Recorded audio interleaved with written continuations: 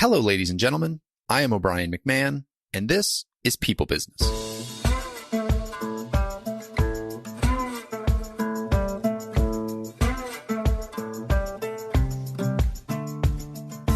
In this episode, I'm joined by Patti Temple Rocks. Patti is an advertising and communication expert, having served as managing director at Golan, chief reputation officer at Leo Burnett, and chief communications and brand officer at Dow Chemical. In 2019, she released her first book, I'm Not Done. It's Time to Talk About Ageism in the Workplace, which was ranked as one of the 9 books every professional should read in 2019 by Inc. magazine. And Kirkus Reviews said, Rocks writes succinctly but convincingly about the proliferation of age bias and its damaging, insidious, and demoralizing effects on business and employees alike. She makes a compelling argument for a spirited call to action against workplace age discrimination. Patti recently released a second edition of that book called I'm Still Not Done because of the impact she saw the pandemic have on older workers and the way that they are treated. It is really that book and that work that we unpack in this conversation. We talk about what ageism is, how it shows up, and how to think about and talk to our older workers and the opportunity that is there if we can be a little creative, be a little flexible, be willing to communicate, and how we can utilize the talent that is there in our older workforce. I hope you enjoy this episode. If you are interested in connecting with Patti or interested in connecting with me on this topic or any other topic on this show, always love those conversations. That's why I do this. I love these conversations and learning about this stuff and discussing this stuff and changing how we think about these things. Please reach out to me through LinkedIn. That's the best way. Send me a direct message on there or comment on a post. Would love to keep the conversation going. That's it. Without further ado, here is Patti Temple Rocks, who, by the way, has the best name. That is actually her name, but it just sounds like a walking affirmation. Patti Temple Rocks. Patti, welcome to the show. Very excited to talk about a topic that I honestly hadn't thought that much about. And I think that's the point of the work that you're doing is people don't really think that much about this, but it does have an impact on a huge portion of our population. And that is ageism. And so we talk about a lot of other isms, but ageism is not one that gets a lot of credit. So welcome to the show and excited to dive in. Thank you for having me. I'm happy to be here. And you're not alone. Ageism is literally the most commonly experienced ism of all the isms out there and the least reported or talked about. So you're not the only one that maybe doesn't think about it as much as we should. Yeah. Well, let's define it to kick this thing off. What is ageism? Sure. And the main distinction I think to understand is that there is age discrimination and there is ageism. And discrimination is an act, that is sort of legally protected, whereas ageism is more like an attitude of behavior. And ageism is really, like, to me, the most common way that it's experienced and expressed is just unconsciously making assumptions that people of a certain age are fill in the blank, not creative anymore, don't want to be there, or have one foot out the door, are slower to learn, all these stereotypes that are not true about older people. I mean, my focus has always been in the workplace. So that's kind of the environment that I'm seeing it in and comfortable talking about. Yeah. And I may ask you some ignorant questions so you can slap me virtually here as we go. But I do want to kind of pick this apart and play devil's advocate a little bit with you as we go. And one of the questions I have to start is like, has this always been a problem, or is it that people at an older age are changing? Like, I think about my grandfather when he was 65 and what he was, and my own father, his son, who is now 71 and is living an entirely different lifestyle, way more active, way more able and capable, physical, getting down on the ground and rolling around with my kids, going out in the woods with some weight on his back and hiking around. And we went skiing with him last year. Like, I feel like, is this just like we've kind of always misjudged old people, or is it like our definition of old people is changing? Yeah, I think it's both. I mean, laws protecting age have been around for much longer than sort of the changing demographics or population. So there was clearly ageism. before, but it is very different now. And I think that your description of your dad is a perfect example. Like we are living in a vital way, a good, 2 decades longer than our predecessors. And there's all sorts of implications for that. I think that the business world, frankly, was asleep at the wheel. We should have seen that coming. The boomers are the largest population group.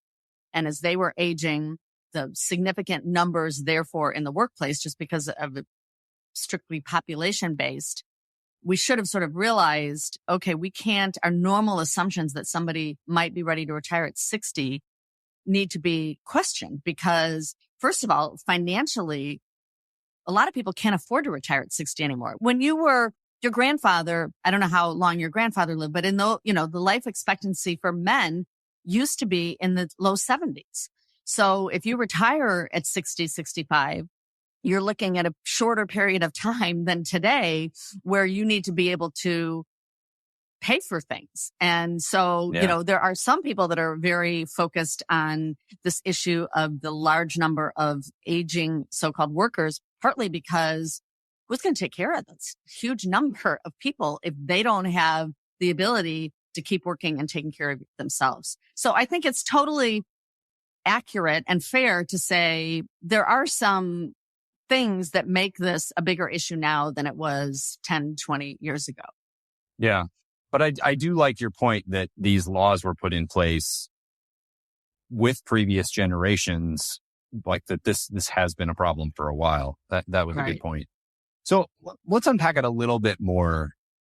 What does it look like? Do you have some examples that can maybe make this real for how this shows up differently for folks? Sure. I mean, I think, and I'm a glass half full person by nature. So I like to think that a lot of these things that are done to people are unconscious or just people not really thinking. And so there's a lot of assumptions made that somebody of a certain age we should not invest training in them. Let's spend our training dollars on, I've heard this by many people in your profession, with someone with a longer runway. So someone who's 30 has a chance to be with the company a lot longer than someone who's 50. Well, there's a whole bunch of things wrong with that. Training should be, it's used as a recruitment retention tool. It's also necessary. So sometimes the training is to help people stay abreast of new trends and things like that. And then I think we also should know by now that the loyalty of and I'm not practicing reverse ageism here, but the loyalty of somebody in their 30s is very different than the loyalty in somebody of their 50s. And it may be a function of the fact that it's a lot easier for a person in their 30s to leave and find another job, because age discrimination also happens, or ageism, when someone is actively looking for a job if they're over 50. So I think, that's just one example where if you just look at the population of a workforce and randomly question everybody over 50, how many training opportunities have they been given? Not many. I also think that another form of ageism that is all too common, and it's all too common in part because it's really hard to identify and be sure that's what it is, but it's marginalization. And so a lot of people that I interviewed for my book and have subsequently talked to said that it was really subtle and slow. And all of a sudden they realized they weren't being invited to some of the same meetings that they used to be. Or if they were, sometimes their opinion wasn't sought, in ways that it used to have been. So it's kind of a vicious cycle, because then you've got the person thinking, well, maybe I'm off my game and that's why this is happening to me. But then if you're not in the meeting or in the conversation, how are you going to have the most meaningful contribution to make? So you're subtly gaslighting them. Exactly. Yeah. How does this show up differently for men and women? That's a really good question. And it's honestly the reason I wrote the second edition to my book. As I mentioned at the beginning, the ageism is the one form of discrimination that it can affect everybody. It's the most commonly felt because it doesn't matter your sexual preference, your religion, your race, your gender. And frankly, I was kind of, my ambition and my goal was to create a mini movement here to get people as upset and angry and willing to take action about ageism as we were during the Me Too movement, which I think did help people to see things in a new light. So I consciously made a choice to not really focus on women because, again, it can happen to everybody. And I'm going to also come back to a point about men that I want to make, because then what happened was I got so much feedback from people who would basically say, well, come on, you know what's worse for women. Come on, why aren't you talking about this? And so I wanted to dig a little bit deeper. And there are definitely things that are worse for women. Women suffer from much more than men, and suffer is a very strong word, but from something called lookism. And you've probably, seen the HR centered research that sometimes it's easier for so-called attractive people, or people who fit our normative views on what beauty looks like, to get an interview, to even get the job. Well, you start to age and women are told, oh my God, you better dye your hair, or you better get some Botox. Your wrinkles are showing. Those conversations are simply not happening with men. Men are told they look more distinguished. They're certainly not told you should get Botox and dye your hair. And I would need all my digits to tell you how many women have told me that they were told to dye their hair. That's what I was men. Were they told by men to dye their hair? No, not always by men. Sometimes okay, good. Because that's just gross. Yeah. No, some women as well. But women who were, I think, trying women to guiding help. Other women to try to help. Yeah. Right. Okay. To try to help. And I, by the way, would never say, don't do it. Do what you need to do. Do what makes you happy, all the rest of it. But it shouldn't have an impact on a person's job expectations or performance. For sure. The other thing that I noticed, and this was clearly during the pandemic for me, was I happened to have a team that was mostly women.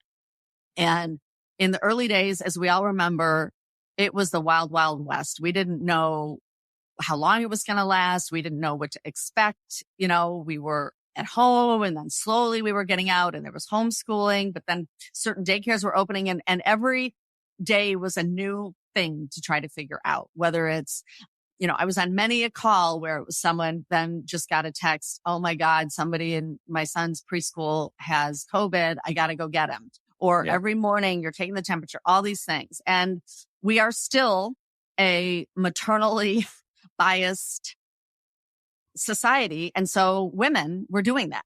And women were dealing with the unbelievable pressure of trying to manage their jobs during COVID and their families more at a higher rate than men. And not often, but I mean, again, these are HR statistics. That a lot of people dropped out of the workforce during that time and just said, it's too much. I've got to focus on my family. There are a lot of articles. I even wrote something on LinkedIn about it, because there was a period where my wife had COVID when you had to quarantine for 14 days. And so she spent 16 days in our master bedroom, and I had our then 2-year-old while trying to pitch business, deal with client situations, and be a full-time dad. And it was a great test. I like being tested to see what I'm capable of, but man, I'm glad it was 16 days and not my entire life, because and moms do have to do that more than dads do. And it's not to say that there aren't a lot of dads like you, because there are. I was married. My husband was a stay-at-home dad. And I always say I could never have had the career that I had without that. So I do believe that, again, our society values are changing a little bit, and that is more accepted, but it's still the exception, not the norm. And there's a couple of factors. So those same women that said, and most of them were in their 30s, with smaller children. In my profession, if I look at that, then, they're ready to sort of step back in, but they've missed a number of years. And so now they're stepping back in with more gray hair, with not being, having those experiences during those intervening years. And so they're that much more vulnerable to ageism. 2 caveats, if you'll let me, that I want to make, because I think that they're also true. It's sort of like, I'm a firm believer that 2 things can be true. I interviewed a gentleman for my book who was marginalized and then ultimately pushed out of the workforce in his 50s. What he said to me was about the whole gender question. He said, this isn't probably the most politically correct way to say it, but he said, I'm an easy one to push out. If you're a person of color, they're going to think twice because of litigation risks and some other things. If you're a person of color and a woman, I have nothing. I'm just an easy one. I'm a white male over 50. Bye. Done. You're done. And I think there is that's fair. Like, I think that is very fair. And I know, I talk to many men, so I don't want to imply that this doesn't sort of happen to men. It does. And I also think that because I've talked to people of color, I think like any form of ism, any ism, if you have more than, the more you have, the more the deck is stacked against you to some degree. Yeah. So I do believe that I don't want to minimize that a person of color might not have an even harder road to hoe, so to speak. But I just think that it's everybody.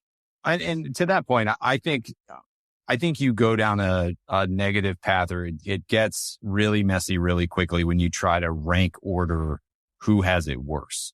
Right. And I think we've seen examples of that on social media or in the public, where you get different groups infighting and everybody sort of positioning to be the biggest victim. I don't think that's productive. There are people in all categories who are treated different ways for different reasons, and everybody has a hard life. Whether yours is the hardest or not, who am I to judge, or who are any of us to judge? But I think we can recognize when we are treating, or when we are seeing people being treated poorly, and we can do things to fix them. Regardless of whether it's the worst thing or somewhere in the middle, we should fix things that are fixable. 100% agree. And I'll make a plea for my particular cause here. The thing that is unique about ageism, it is the one thing that we all share, Yeah. And so I always we all get old. We all get old. And the opposite of getting old is dying. And so I don't think any of us, I think we all want to get old. And so that is one common experience that regardless of who has it worse, we all will experience at some point. Yeah. This is one we can all share. Yeah, for sure. So let's have some fun. Let me play devil's advocate here and throw some things at you, right? Like the first one is, well, don't people get less creative as they get older? Isn't that a thing? Like people kind of slow down? No, it's not a thing. I think there certainly are some things that I think are fair to say that do change as we get older, but creativity is not one of them. And, you need look no more than like Picasso. I mean, some of the greatest creators in our society were creating in the last quarter of their life. So I think that one of the things that, and I always put the lens that I have as a boss or as somebody that's managed people. And so I think for every stereotype that I hear about an old person, I can find you a young person that I would say the same thing about. Common refrain about old people. Well, they're just not open to try new things. They're very closed-minded. And I'm sure you could too. I would challenge you to look across your workplace, and I bet you could find a Gen Y, somebody who is not open to change either, And so I think that there are, for all of those things, the real solution to have a ageism-free workplace is to put the same filter or lens on every single employee. And if it's not acceptable behavior, like if you're in a creative business, you can't afford to have anybody at any age suddenly lose creativity. And so you have to solve that problem. But the way to solve it is not to say it's a problem that only exists in this narrow silo. It's a problem that exists in my workplace. So I've got to figure out a solution. And again, all of the common things, well, they're not digital, they're not very digital older workers. And, well, let's unpack that a little bit. What does that really mean? And what does your workplace need to solve for? And if they need to solve for getting everybody to move to Slack or something, let's say, I bet you've got a boomer in your workplace who remembers when literally we went from faxing things to emailing things. And so that's not the technology. You've got an IT department that understands the technology. Don't overlook your veteran workforce the veterans in your workforce who understand change management and who understand how to bring about a new way to communicate or those sorts of things. So well, that's a good point. Because if you think about when 55-year-old entered the workforce, I'm not quick enough to do the math on what year that was, but the internet was not what it is today. Online tools on a computer were not what they are today. And so there was so much manual, in-person work being done, fax machines, phone calls, that kind of thing. And then it's not like that population has like totally fallen off and just like thrown up their hands and can't use today's technology. They're engaged in today's technology. There may just be one cutting edge thing that they don't know. So they've proven that they can adapt quite a bit. It's just continuing to your earlier point. It's continuing to invest in the training, just like we invest in a younger person who's becoming a manager for the first time to say, hopefully we invest in them to say, hey, here's what you need to be a leader. Yeah. We don't need to invest in some of the older leaders, maybe as much for leadership, but maybe we do for technology. So we just are investing in different populations in different ways. Yeah, 100%. One thing that I learned, and I've talked to a lot of recruiters who spilled the truth on this, is that the term digital native, like, I don't know if you've seen that, but a lot of job postings or things like they'll say, I want someone that's a digital native. Well, let's unpack that a little bit. What does that actually mean? Well, a digital native would be somebody who literally grew up with a phone in their hand from the time their parents said they could have one at 12. And so they're more familiar with things like Snapchat or, that's how they have learned to communicate. And that's a whole separate podcast to sort of talk about whether that's good or bad. Yeah. But it is a simple fact that the only people that can be a digital native, if that's really what we're saying, are people of a certain age. But what the recruiters clue me in on, and that comes with it, a salary expectation. And so what oftentimes when somebody is putting in a job description, and I tell this to young people all the time, it's oftentimes a synonym for, and we're not going to pay very high. We're not going to pay you very well. And so depending on the actual job that's being asked of you, your experience, all the rest of that, don't accept a salary that just assumes I don't have to pay you much because you're young or old for that matter. But really it should be calibrated with the job. And that doesn't really happen enough. And as I said, this whole digital native thing just kind of became a euphemism for cheap. Yeah.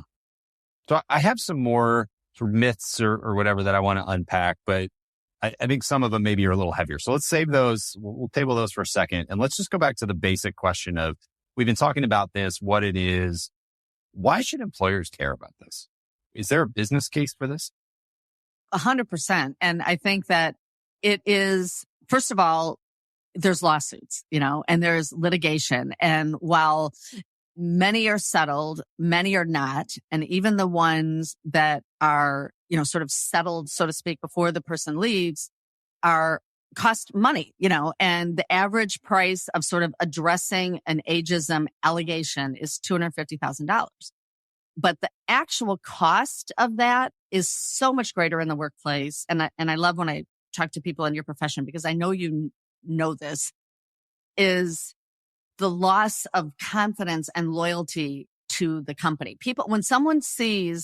When a younger person, the allyship that I have seen from younger people on this issue is so rewarding to me. And so when someone of any age sees one of their colleagues sort of being pushed out the door, literally or figuratively, the cost of that is far more than the dollars saved, because I don't go, oh, phew, it's never going to happen to me.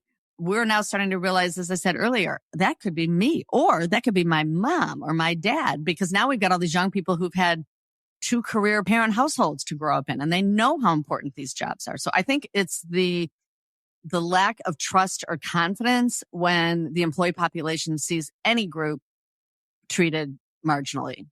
Yeah. Well, I think that's one of the things that really got the volume turned up on it during the pandemic, is the world of work leadership had said forever, we can't be remote. This won't work. You need to be here in the office. And then in less than 2 weeks, everybody was remote. I mean, other than manufacturing and some service and that kind of thing. But like the whole office world went remote. And for the most part, it went great. And everybody kind of looked around and goes, oh, okay, well, if we can do that, and that was just this arbitrary policy, I don't know that I want to work in an arbitrary environment anymore. Right. And I think it's just cued people in to recognize when leadership are making arbitrary decisions or doing things for not the right reasons. I think everybody's antenna is way up on that. And we're all very sensitive to that, because we just proved that we could do something you told us we couldn't do. And so don't don't give us your arbitrary rules anymore. Don't treat us like we're not human beings anymore. Don't lie or do something and pretend like we're not going to notice it. We all do. And I think people are standing up for that a little bit more, or at least are reacting to it in a stronger way than they were before. No, I agree. And, again, the statistics prove that not just employees care about this, but people prefer to do business with or buy a product from a company that they know treats people well, their own people well. So we are now judged not just by what we sell or do, but by how we treat our own people. And so I think it eventually, literally back to, the business case, so to speak, for addressing this, it can hit your share price. It can impact sales. I mean, big, litigation is costly on all sorts of fronts. Yeah. So there are some questions that I could see business leaders asking or having in their head.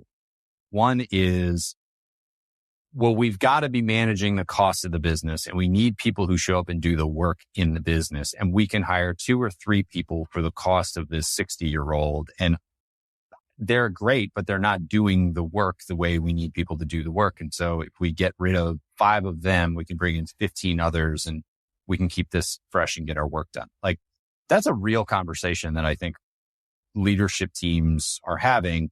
What's your reaction to that type of a conversation?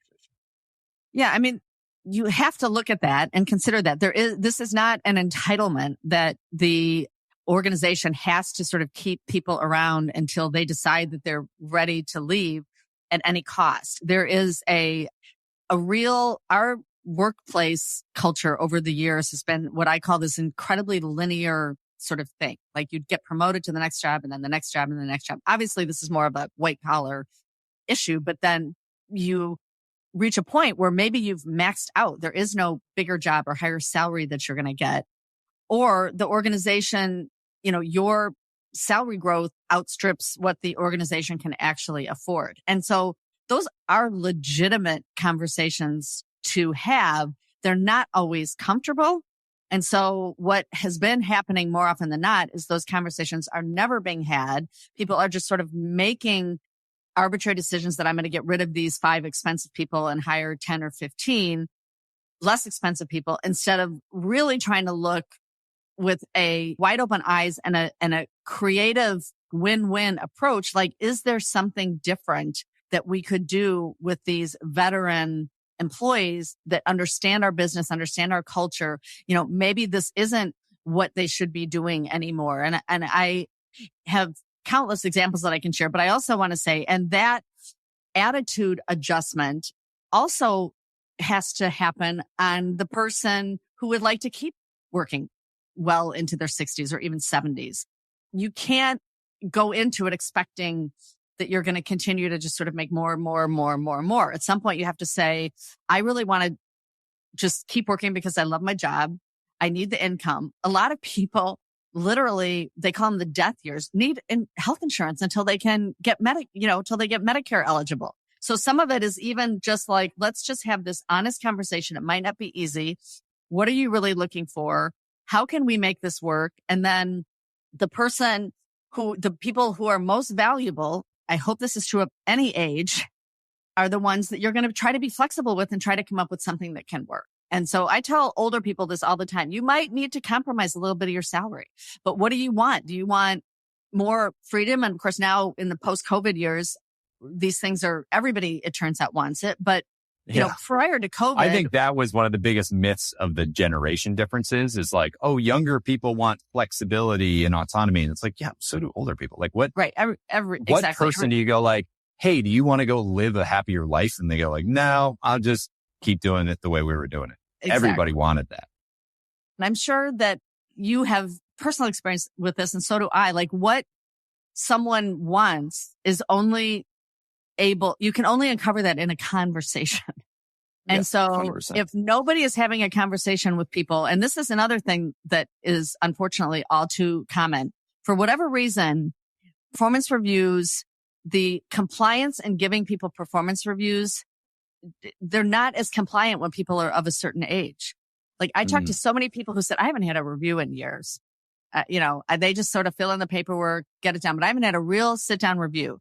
Well, I can hypothesize as to why I think that is. I think it's because probably the 60-year-old that is in need of a review works for somebody who's 40, and that 40-year-old is a little bit, it's like, it's really hard to tell, this person that they need to do this differently or whatever. And so literally you have this group of older workers who are without feedback, and that's not helpful or healthy either. And so I asked a HR leader in my book, I said, well, how would you handle it? And she said, you should handle a 5-year horizon convert. They do 5-year horizons. And so she's like, those 5-year horizons should never stop. And so if I'm talking to a manager who's 55 and our 5-year horizon conversation, they're comfortable enough and they trust me to say, you know what, I'm thinking like by the time I'm 60, I'd like to retire, or I'd like to work part-time, or I'd like to start to sort of downshift, then it feels safe. I know that I'm going to continue to work my butt off for the company because this person actually is having this really honest conversation with me about it. But she said, if those conversations, they're real common when we're younger, like, well, where do you want to be 5 years from now? Or what's your ultimate goal? And she's like, that doesn't stop. It shouldn't stop with somebody just because they're getting older. And again, that doesn't mean as a company, like I might say, well, I'd really like to be CEO of this agency. That's my next job. Well, sorry, I don't think you're right for that job. But how else could you contribute? Because you're a valuable person. You're just not our choice for CEO or whatever the next level sort of job might be. But it's so uncomfortable for people to have that conversation that it just doesn't happen often enough. Yeah. Well, uncomfortable conversations are uncomfortable regardless, right? And then there's this dynamic of, we grow up in a society still where we respect old people, we respect our elders. Now, maybe not in the way some other cultures do. And you could say that ageism and pushing people out is disrespectful. And I would agree with that. But I think, well, they're older. We can't tell them what to do. We can't, they're going to react a certain way. We're assuming some sort of reaction on their part. And it can be difficult for a younger person to say to an older person, hey, you're not performing. There's a new set of skills we need you to build. And so we should be helping our younger managers train them and help them have those conversations because, I'm sure you remember this too. For a while, every other seminar was how to deal with the millennial, how to have And so I thought what's missing is the flip side of that to millennials to say, here's how you should deal with boomers or, and some of the most encouraging things I've seen, and they're starting to pop up a little more often, but are affinity groups that are dealing with the concept of age or multi-generations in a workforce. And what I love most about them is none of them seem to be open to age 50 plus. They're about the experience of being older in a workplace, but they're not limited to only those older people. It's younger, older, all the rest of them. And I love this story. Someone told me about how they were having this like robust conversation in one of their meetings about something. I don't even remember what it was. And one of the 25-year-olds said, can you guys help me understand why Citizen Kane is such a good movie? I just think it's dumb. It's the worst. And then, I kind of do too. But then she said it sort of evolved into this really great conversation about generational movie moments, and then you just get to know people and understand what motivated them differently. So I love seeing those popping up in the workplace. Yeah. I feel like I need to caveat that it's not the worst. It did a bunch of revolutionary things. I studied film in college. So like it did a bunch of great things and was a moment in its time, but it is not held up. And I would argue maybe wasn't as great as people claim it. I'm with you. I just feel compelled to say that if anybody is out there. Oh, fun to major in film in college. That must have been fun. So one other sort of devil's advocate thought that I have that pops into my head, and I'm sure other people are too, is like, we've all seen, whether in our organizations or others, people sit in positions. We have seen people sort of reach a place and just hold on to that place. And sometimes I've seen it happen with younger people too, where they kind of get into a role that's kind of like the top of their ability level, and then they start to behave not in the best way because you can tell there's some scarcity there, and they just want to sort of like keep this role for as long as they can because they're afraid to go out and do something else, or afraid that they're not going to be capable of doing something different. And you see that happen. Like the biggest stereotype of that is with older workers where, the person sits in the executive seat and they just sort of become ineffective, but they're not going to move out because they're making a salary and they're getting their benefits. And why would they move on? They don't have to move on. They've sort of positioned themselves to do a lower amount of work. And like, there is a reality to that. How do we blend having those difficult conversations and providing opportunity for young people? Just like I know that we're going to solve this here in the next 5 minutes, but just any thoughts you have around how organizations address that situation and come to the reality of whether that's what's really happening or something different is happening. I feel like I'm starting to ramble. Does that make sense? No, it does make sense. And I think there's a couple of different ways to look at this. And one of them is that, the reality is that nobody should just get to sit in their job and collect a paycheck. And so regardless of age or anything like that. So if that is, really happening and somebody's just getting complacent, then I think that's a management leadership challenge to sort of do something about. But I think that a lot of times with older people in particular, the reason that happens is because there is a perceived value to this person as an employee of the organization, whether it's, loyalty or just, look, they may be doing the same job, but they're really good at it. And so I don't have the incentive to move them out. But the reality is you could be hurting your organization sort of lower down the ladder because people do need growth opportunities. And so what I think companies aren't getting right is they're just not being creative in creating opportunities for people. And so 2 examples that come to mind. One is I was talking to a global creative leader in an ad agency, and she was talking about how, she didn't think she was ageist, but she had this producer whose job was to travel the world producing television commercials all around the world. And she was worried that his age was, becoming a factor and that, maybe he didn't really want to travel. And so she was like, he was on her list. They had just been told you got to have 5% or whatever. And she said, but frankly, talking to you about this topic has made me realize I need to think differently. So she created a job for this person.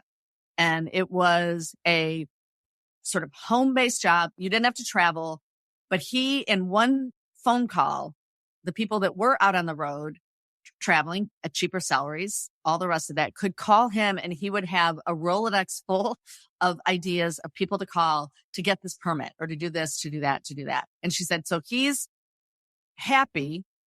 And I think he, honestly, I'm pretty sure he took a little bit of a pay cut, but that was okay because his job had changed a little bit, but he was still in it, and most of the people that I know. Well, now he's leveraged. Now you're leveraging his skill set. So he's not in one state. He's influencing 8 states. Yeah, exactly. And it was just, and it was not a position that existed. So there was no sort of org chart that showed this, but it was a recognition of the decades of experience this particular person had. Some legit concern about, people do have different travel ability and needs and all the rest of that as we age. And so, but what I love most about the story is it was a win-win. It did add a position, but it allowed her to fill the other positions, with less experienced people just because they sort of changed the paradigm a little bit of how they did this job. And another one, I don't know if this is as common as it was a while back, but this whole corporate executives would have a chief of staff. And so this position was the one that is going to make sure that I show up at the right meetings, that I'm properly briefed, that I have all this. Well, I worked for a company, 2 companies actually, that had this position, and it was always given to a hypo, a young, high potential person who had great roads ahead in the organization. But I know from working with these people that frankly, they are given those jobs in large part because they're super talented and they also have a great ambition. And so they're doing it, and there's nothing wrong with this, but they're also doing it with the eye to that next job. And so I talked, one of them was a client. I talked one of my clients into putting a older worker in that chief of staff position because I said, you know what?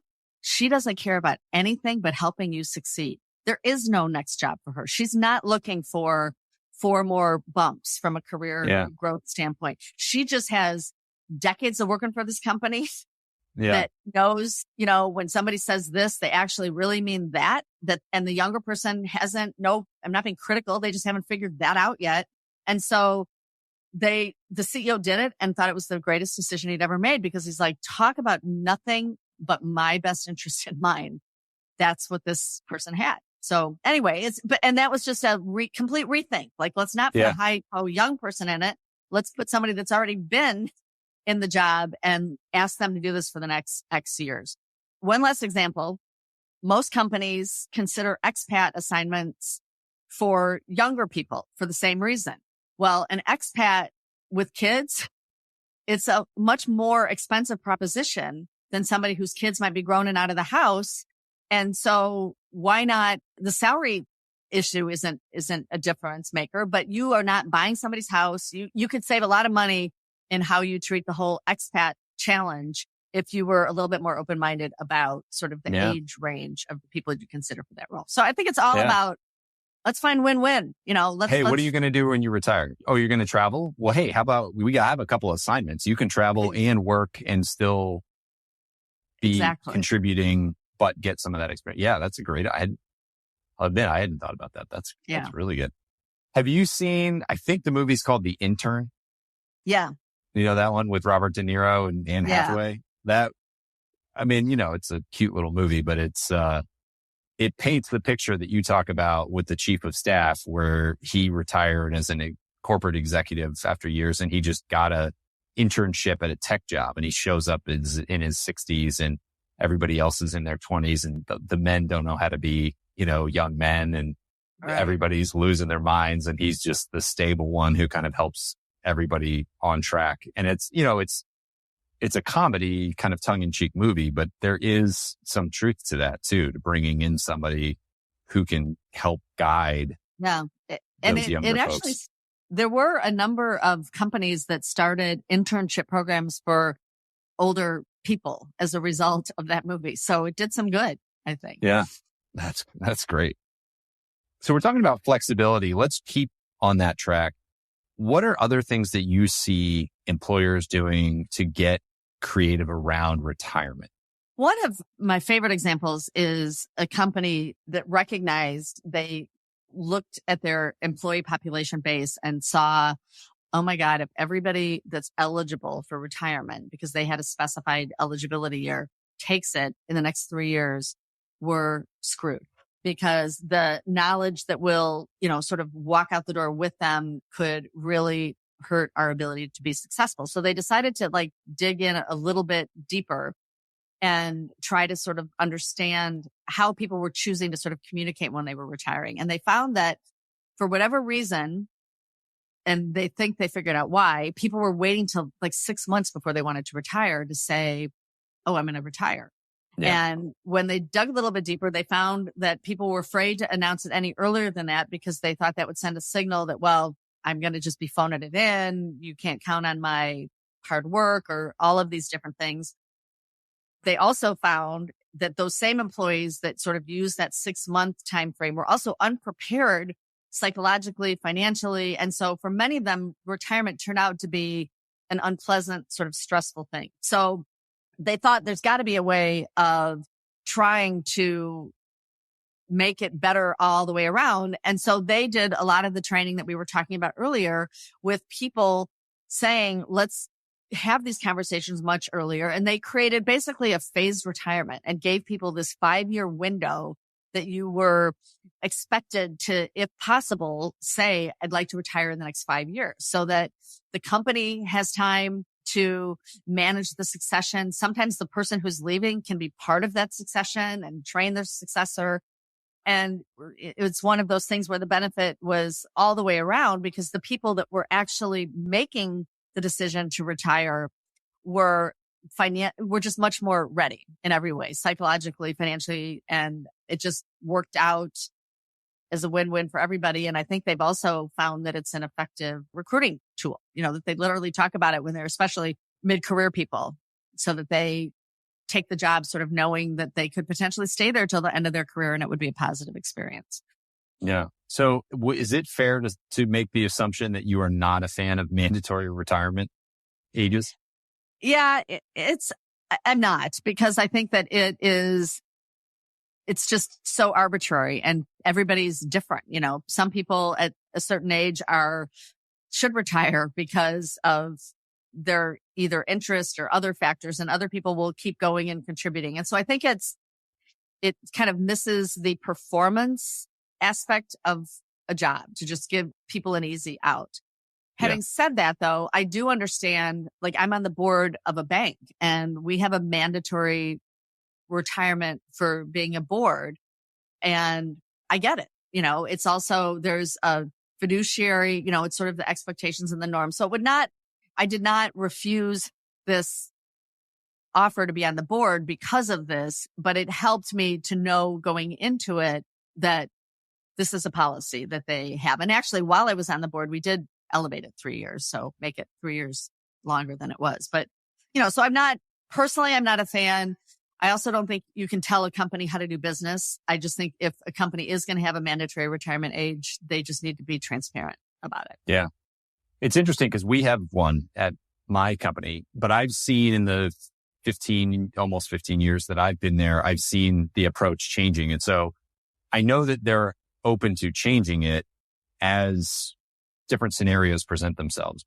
They have kept it. And my understanding of why we've kept it, even though we have people beyond that, is because it's only for the production side, for the sales side of our business. And it is to prevent people from sitting on a book of business and getting complacent, because there is some of that. There is a history of some of that in our industry, and we are really a growth oriented organization. So you can stay beyond it, but there's sort of this mark where it's, hey, we're at least going to have the conversation. And if you're not a contributing member anymore, thank you for your service. We appreciate what you've done. Sure. And if you are, then, we'll keep you on, but we want to have a filter to have that conversation and have some accountability to that. So that's my understanding of why we've added that flexibility. A benefit, certainly a benefit to that is based on what we talked about earlier about how difficult the conversation is to have. At least then this is the number that we're going to work around. And so it kind of we're going to have the conversation. It's going to be at this time. And if you're still a great contributing member, there's plenty of examples of people who have stuck on well beyond that time. And if you're not, we really appreciate what you've done. You've been a great part of the organization. And thank you. Yeah. It's just, I think the slippery slope for that is to just make sure it doesn't become kind of a scapegoat, to some degree, as I think we are seeing in politics these days, so. Yeah. Well, there's the other element, and we're getting better at nipping this in the bud early, but that high performers who behave poorly can be given some preferential treatment. And it's a good opportunity to take some of the people who are maybe lingering in that category and say, thank you for your service, without having to upset that apple cart early. So I think it's a good filter to culturally shift the organization as well. Yeah, for sure. One other thing that we had talked about, or that was in your book, I don't think we have talked about it, but it was in your book, was mixing up social events. Oh, yeah. Can you talk to that? Yeah. I mean, it was just, and this was honestly a personal anecdote that I shared in the book, but much of my career has been in the agency world. And so we like a good party.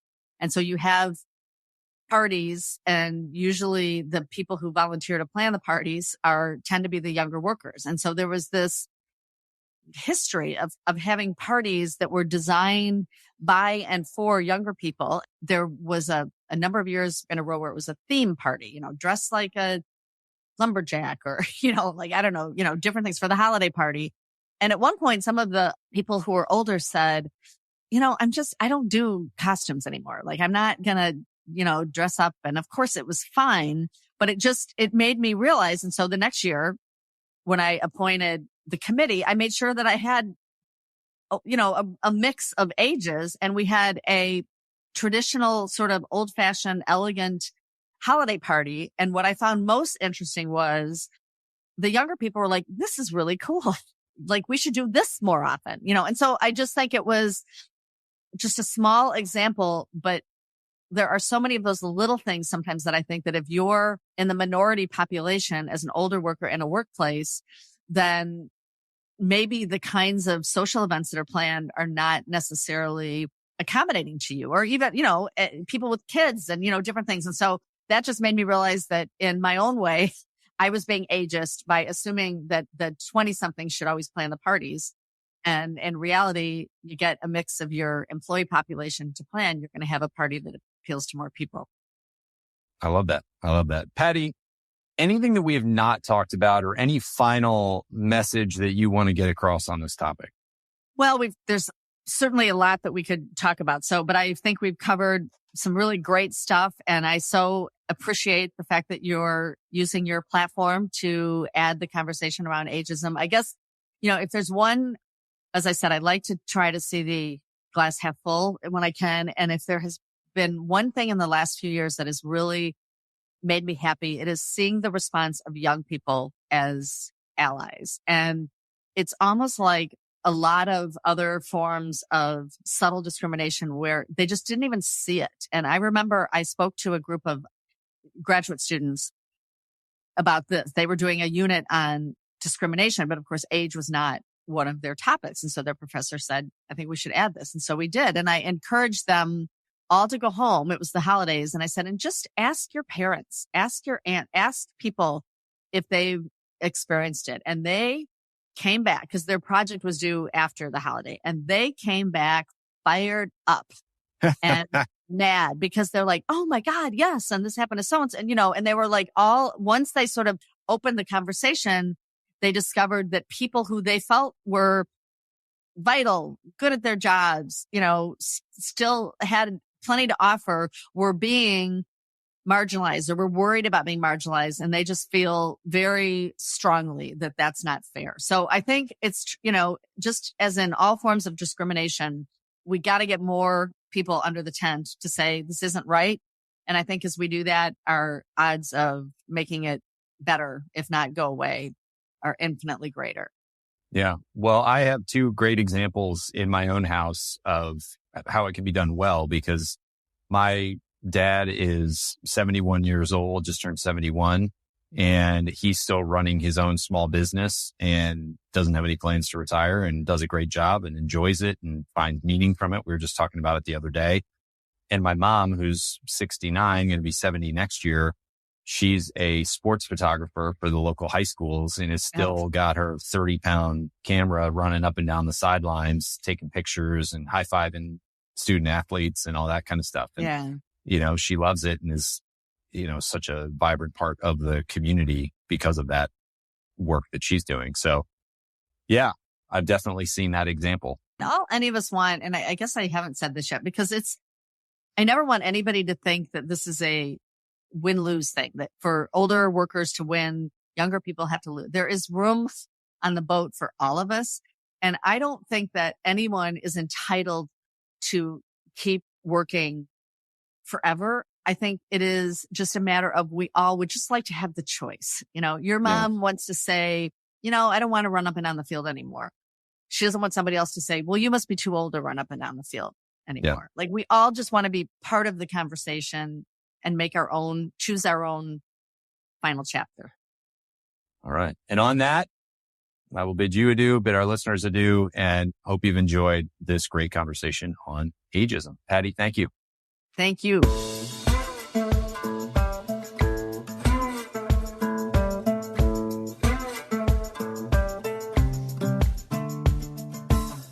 Hey folks, one last thing before you go. If you enjoyed the episode, make sure to hit subscribe so you can stay up to date with future guests. That's it. Thanks for coming. Go make the most of your business and the people in it.